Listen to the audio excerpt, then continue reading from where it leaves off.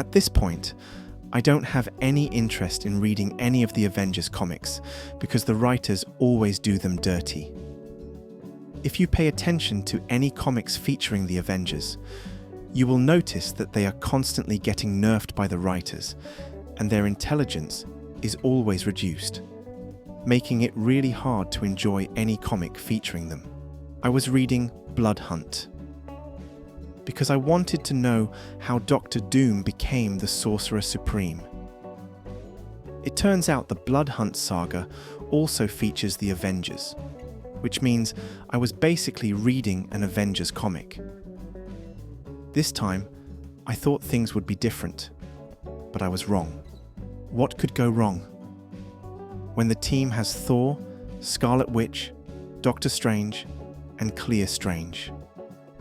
All of the people I've mentioned are incredibly powerful. They are basically gods, and each of them can easily destroy an entire universe.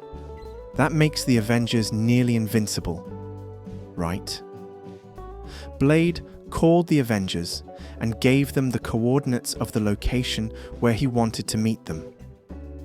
They teleported to that location. After a few seconds, a vehicle arrived, and they thought they were going to meet Blade. But instead, 5 entities emerged from a car and immediately attacked the Avengers using a psychic mental attack. That shouldn't be possible in the first place. Thor and Scarlet Witch should have been able to sense the magic of those beings and be on their guard. Within 1 minute, Wanda was already defeated. That has to be a joke. Black Panther and Captain America lasted way longer than Scarlet Witch in battle. How is that possible? She can basically warp reality, and mental attacks shouldn't even be an issue for her. If Captain America and Black Panther can resist it, she should also be able to. But yet, she was the first to be defeated. Then, we saw Thor fighting one of those beings, but for some reason, he wasn't using his powers. He was only fighting with his fists. His opponent was capable of cutting his flesh quite easily, and Thor noticed, yet he didn't use his powers. Within 2 minutes, he was already defeated. How does any of that make sense? He should have been able to dodge that attack or deflect it with his hammer. But for some reason, he just stood there and was pierced in the head. The craziest thing is that Black Panther, Sam Wilson, and Iron Man lasted way longer than Thor in battle. Some people might argue that those beings are just more powerful than the Avengers, but that's not the case. Vision defeated the same guy who defeated Thor. He also overpowered the same being that defeated the Scarlet Witch easily. That's nothing compared to this. A vampire spirit that was possessing Blade's body went to visit Doctor Strange and his wife, Clear. For some reason, Doctor Strange didn't sense that Blade was being possessed by a vampire spirit.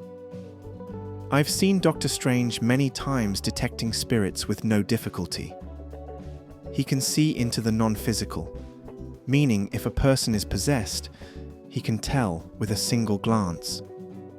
Doctor Strange's eyes can see things that a normal human can't, so the moment Blade arrived, he should have been able to detect or see that he was being possessed. His wife was there with him, and she also didn't notice that Blade was being possessed. None of that makes any sense. After talking with Doctor Strange for a little bit, Blade launched an attack on him and sliced him in two. That shouldn't be possible either. Doctor Strange was wearing the Cloak of Levitation, which has a mind of its own, and as long as he is wearing it, it always protects him. His wife is also a sorcerer supreme from the dark dimension. She could have protected her husband, but for some reason, she didn't react. I've seen her fight beings who are much faster than Blade, and she could still keep up with them. So, it's clear that the writers nerfed all the powerful characters for the sake of the plot. These writers should learn a thing or two from the Marvel Cinematic Universe movies, because the movie adaptation did an excellent job with the Avengers. And I really enjoyed those movies more than any Avengers comic. I'm convinced that the writers actually hate the Avengers.